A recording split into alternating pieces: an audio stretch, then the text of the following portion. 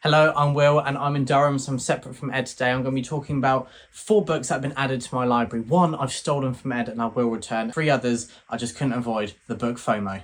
Talking about book FOMO in the month of October, I have to be talking about Alchemized. This is a new release. It has taken the world by storm. It's incredible seeing how many people are just flying through this because it is a chunker. It could be a doorstop. It could be used to protect me, and I've been seeing it left, right, and centre. It's unbelievable. Sadly, I don't really have time at the moment to read 1,000 pages, but I've loved hearing about the story of how this was fan fiction. It's been stripped of all those elements. A new kind of world and immersion has been built on top of the story that was there before. It's an incredible story and one that's obviously spread like wildfire because this book is just selling like crazy.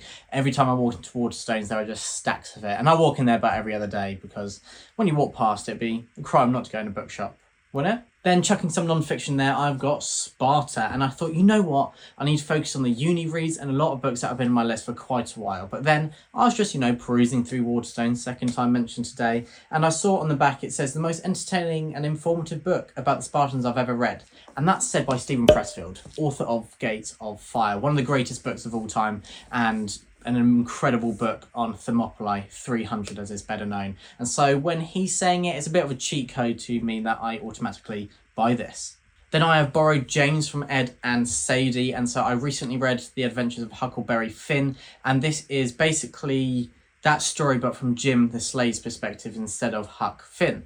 And so that is a really interesting kind of spin on the story. It's very interesting, I think, when that's done to classics, and I really enjoy it because obviously if books were written 200 years ago, 150 years ago, a lot has changed, and exploring these ideas and what's changed through the figures and perspectives of characters who are kind of neglected slightly in those stories, I think is just genius. And when it's done well, can be so faithful to the original whilst contributing so much more. I've heard incredible things about this and I cannot wait to pick it up. Thank you to Ed and Sadie for letting me borrow it in Durham for basically the next 6 months.